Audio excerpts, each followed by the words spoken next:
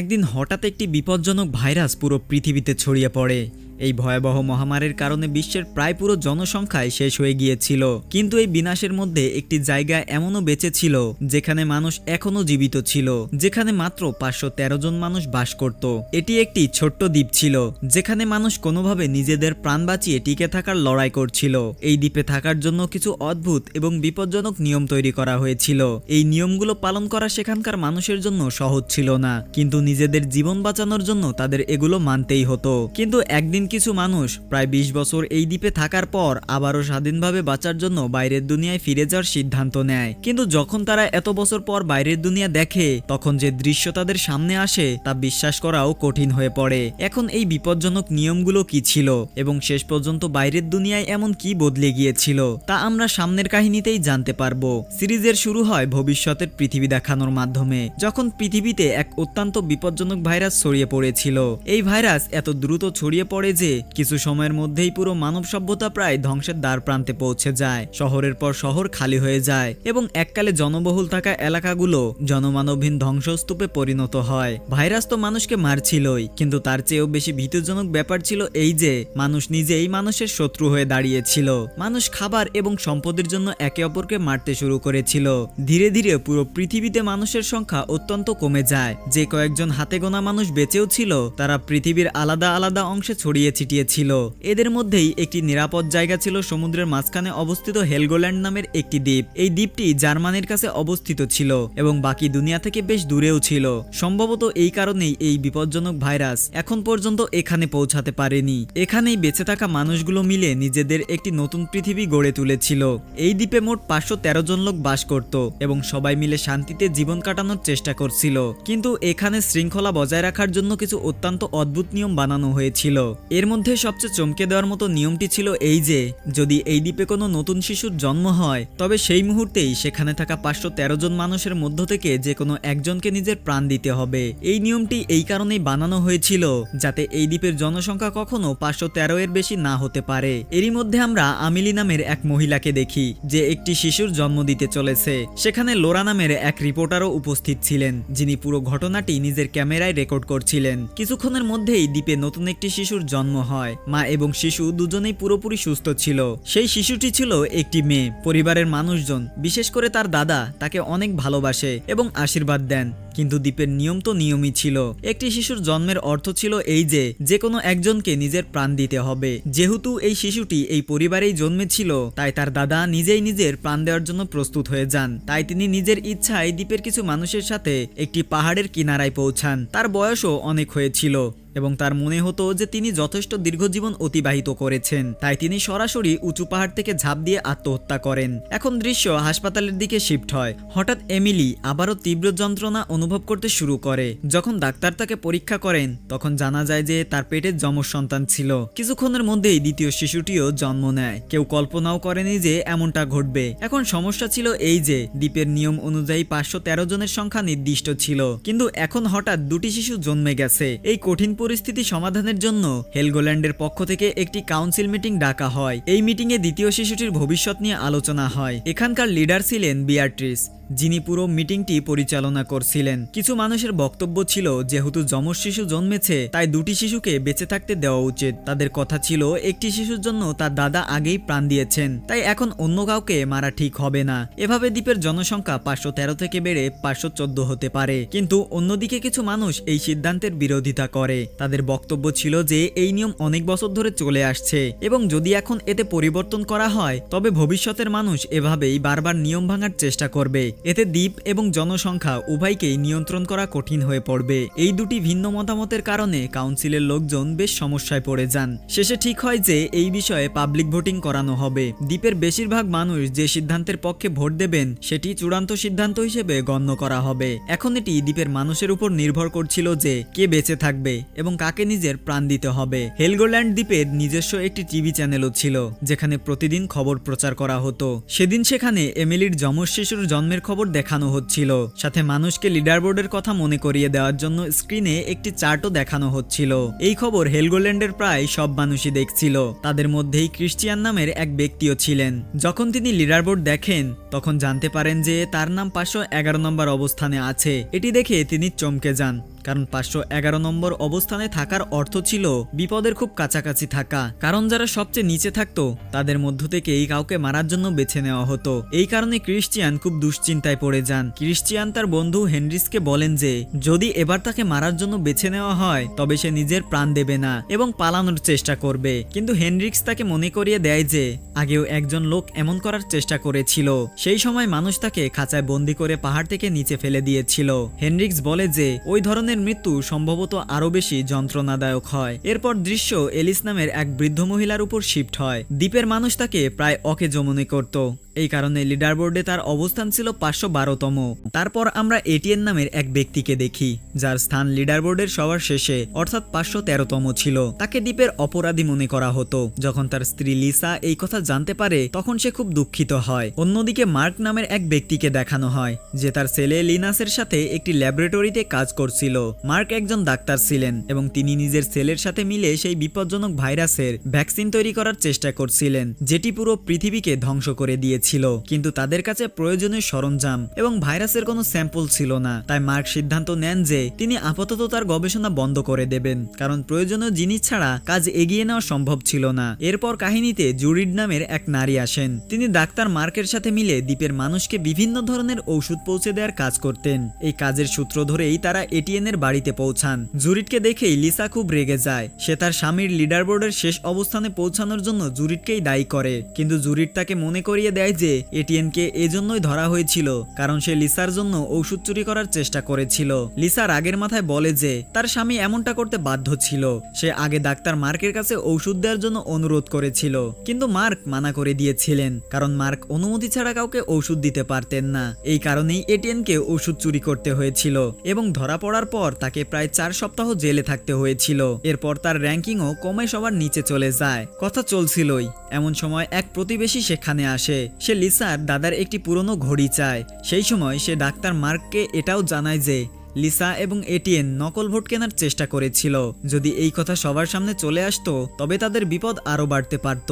Lisa এখানে doctor মার্কের কাছে রিকোয়েস্ট করে যাতে তিনি তার স্বামী এটিএন এর পজিশন কিছুটা ওপরে করে দেন। মার্ক এবং বিয়াট্রিসের মধ্যে সম্পর্ক কিছুটা ভালো ছিল, তাই মার্ক লিসাকে কথা দেন যে তিনি সাহায্য করার চেষ্টা করবেন। অন্যদিকে এমিলি যখন ঘুম থেকে ওঠে সে দেখে যে একজন বৃদ্ধ মহিলা তার একটি শিশুকে তুলে নিয়ে যাচ্ছে। সেই মহিলা ছিলেন এলিস, যার পজিশন লিডার বোর্ডে 513তম ছিল। এমিলি তৎক্ষণাৎ তার কাছে গিয়ে বাচ্চা ফেরত দিতে বলে এবং অভিযোগ করে যে সে নিজেকে মৃত্যু থেকে বাঁচানোর জন্য তার বাচ্চার ক্ষতি করতে চায়, কিন্তু অ্যালিস তাকে বোঝায় যে তার এমন কোনো উদ্দেশ্য ছিল না। সে বলে যে যখন সে ওখান দিয়ে যাচ্ছিল তখন বাচ্চার কান্নার আওয়াজ শুনতে পায় এবং তাকে শান্ত করার জন্য সে কোলে তুলে নিয়েছিল।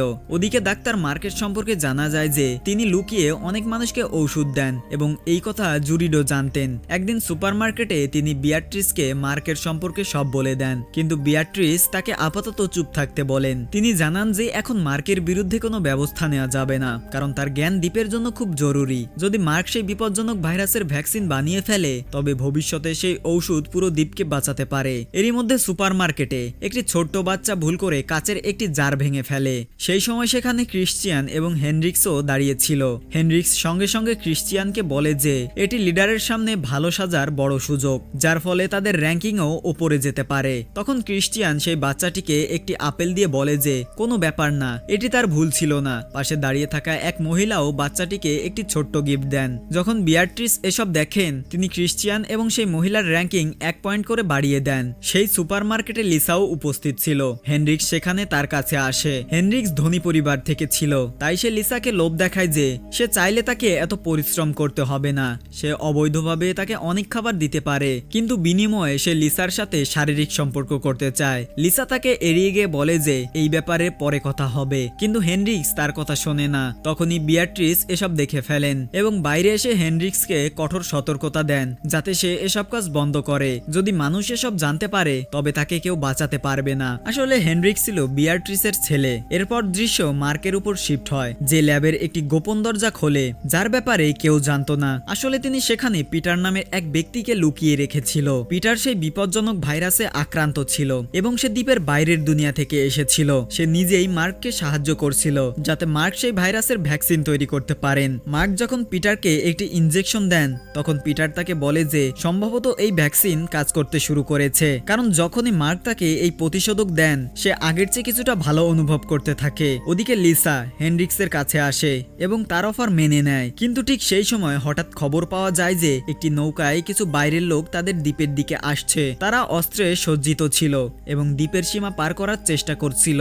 এটি শুনেই হেনরিক্স তৎক্ষণাৎ গার্ডদের সাথে সীমান্তে পৌঁছে যায়। সে এবং বাকি গার্ডরা ওই লোকেদের সতর্ক করে যাতে তারা সামনে না বাড়ে, কিন্তু যখন ওই লোকগুলো থামে না তখন গার্ডরা তাদের উপর গুলি চালাতে শুরু করে। হেনরিক্সও গুলি চালিয়ে প্রায় সবাইকেই মেরে ফেলে। এই কারণে গার্ডদের লিডার মিয়া তার উপর খুব খুশি হয়। কয়েক ঘন্টা পরে দ্বীপে পাবলিক ভোটিং হয় যাতে ঠিক করা যায় যে এমিলির যমজ শিশুর ক্ষেত্রে কি করা হবে। সেই সময় ক্রিশ্চিয়ান দেখে যে তার একটি ভালো কাজের জন্য তার পজিশন উপরে উঠে গেছে। এখন সে কিছুটা স্বস্তি পায় যে তার প্রাণ বেঁচে যেতে পারে। যখন ভোটিং শুরু হয় বেশিরভাগ মানুষ বাচ্চাদের বাঁচিয়ে রাখার পক্ষে ভোট দেয়, কিন্তু এমনটা করার জন্য যে কোনো একজনকে মরতে হবে। এই পরিস্থিতিতে দ্বীপের অনেক মানুষ এটিএনের বিরুদ্ধে ভোট দেয় কারণ সে চুরি করেছিল এবং সবার মনে হয়েছিল যে তার মরাই উচিত। তখনই হঠাৎ লিসা সামনে এসে বলে যদি তার স্বামীকে একটি ছোট্ট চুরির জন্য এত বড় শাস্তি দেওয়া হতে পারে তবে হেনরিক্সের মতো মানুষকেও শাস্তি দেওয়া উচিত, কারণ সে মহিলাদের লোভ দেখিয়ে তাদের সাথে শারীরিক সম্পর্ক করে। লিসার কথা শুনে দ্বীপের অনেক মহিলাও সাহস সঞ্চয় করেন এবং তারাও হেনরিক্সের বিরুদ্ধে কথা বলতে শুরু করেন। ধীরে ধীরে পরিবেশ বদলে যায় এবং মৃত্যুদণ্ডের জন্য এটিএনের জায়গায় হেনরিক্সের নাম বেছে নেওয়া হয়। কিন্তু দ্বীপের লিডার বিয়াট্রিস সবার সামনে বলেন যে হেনরিক্স তার ছেলে এবং একজন মা হিসেবে তিনি তাকে মৃত্যুর সাজা দিতে পারেন না। তাই তিনি সিদ্ধান্ত নেন যে হেনরিক্সকে দ্বীপ থেকে ব্যান করা হবে, তাকে ভাইরাসে আক্রান্ত শহরগুলোতে ছেড়ে দেওয়া হবে এবং সে কোনোদিন এই দ্বীপে ফিরতে পারবে না। এই সিদ্ধান্ত শুনে বেশিরভাগ মানুষ সন্তুষ্ট হয় এবং হেনরিক্সকে জেলে বন্দী করা হয়। ওদিকে মার্ক আবার তার ল্যাবে পিটারের কাছে আসেন। এবার তিনি তার আপডেটেড ভ্যাকসিন পিটারের শরীরে ইনজেক্ট করেন, কিন্তু কিছুক্ষণ পরেই পিটারের মৃত্যু হয়। এটি দেখে মার্ক খুব দুঃখিত হন। কেউ যাতে সত্যিটা জানতে না পারে তাই তিনি পিটারের লাশ পুড়িয়ে ফেলেন। এখন তার কাছে ভাইরাসের কোনো স্যাম্পলও বেঁচে রইল না যা দিয়ে তিনি তার ভ্যাকসিন আরো পরীক্ষা করতে পারেন। পরদিন সকালে মার্ক তার ছেলে লিনাসকে এসব কথা জানান, কিন্তু লিনাস তার বাবা মার্ককে বলে যে সে গার্ডদের টিমে সামিল হতে চায়। আসলে গার্ডরা হেনরিক্সকে দ্বীপের বাইরে ছাড়ার জন্য বাইরের শহরগুলোর দিকে যাচ্ছিল।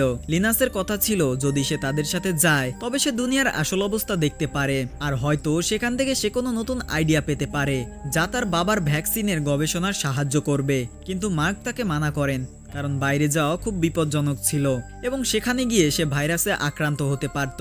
তা সত্ত্বেও লিনাস যাওয়ার জেদ করে। কিছুক্ষণ পর গার্ডরা বের হওয়ার জন্য তৈরি হয়ে যায়। দ্বীপের মানুষ তাদের বিদায় জানাতে আসে। লিনাসও গার্ডদের টিমে যোগ দেয়। সব গার্ডরা বিশেষ প্রোটেক্টিভ স্যুট পরেছিল যাতে ভাইরাস তাদের সংস্পর্শে না আসতে পারে, কিন্তু হেনরিক্সকে কোনো সুরক্ষা দেওয়া হয় না। তারপর গার্ডরা তাকে নিয়ে বোটে চড়ে এবং তাদের দীর্ঘযাত্রা শুরু করে। পথে তারা 15 বছর আগের দুনিয়ার কথা মনে করে যখন ভাইরাস ছড়িয়ে পড়ার পর পুরো পৃথিবীতে ধ্বংসলীলা চলছিল। সব জায়গায় মানুষের লাশ পড়েছিল এবং পরিস্থিতি এত খারাপ ছিল যে তারা বাধ্য হয়ে এই দ্বীপে আশ্রয় নিয়েছিল। তাই সবার মনেই ভয় ছিল যে এত বছর পর বাইরের দুনিয়া কেমন হবে। দীর্ঘযাত্রার পর তারা একটি বন্দরে পৌঁছায়। সেখানে একজন গার্ড হেনরিক্সকে ধাক্কা দিয়ে বোট থেকে নিচে ফেলে দেয়। হেনরিক্স তাদের কাছে দয়ার ভিক্ষা চায়, কিন্তু হান্স নামের এক গার্ড তাকে খুব মারধর করে কারণ হেনরিক্স তার পরিবারের কিছু মানুষের সাথে খুব খারাপ কাজ করেছিল। হেনরিক্স যখন তাকে টাকা দেওয়ার চেষ্টা করে তখন হান্স রাগের মাথায় তার পায়ে গুলি করে এবং তাকে ওখান থেকে পালিয়ে যেতে বলে। অন্যদিকে দ্বীপে বিয়াট্রিসকে ওয়াটার সাপ্লাই বিল্ডিং এ ডাকা হয়। সেখানে জলের ফিল্ট্রেশন সিস্টেমে বড় সমস্যা দেখা দিয়েছিল এবং জল ঠিকমতো পরিষ্কার হচ্ছিল না। যখন এক নারী কর্মী পাইপলাইন পরীক্ষা করছিলেন তখন তিনি সেখানে একটি রেডিও পান। এটি দেখে বিয়াট্রিস চমকে যান কারণ দ্বীপে অনেক বছর আগে রেডিও ব্যবহার করা নিষিদ্ধ করা হয়েছিল। তাই তিনি ভাবতে থাকেন যে এই রেডিও এখানে কে রেখেছে।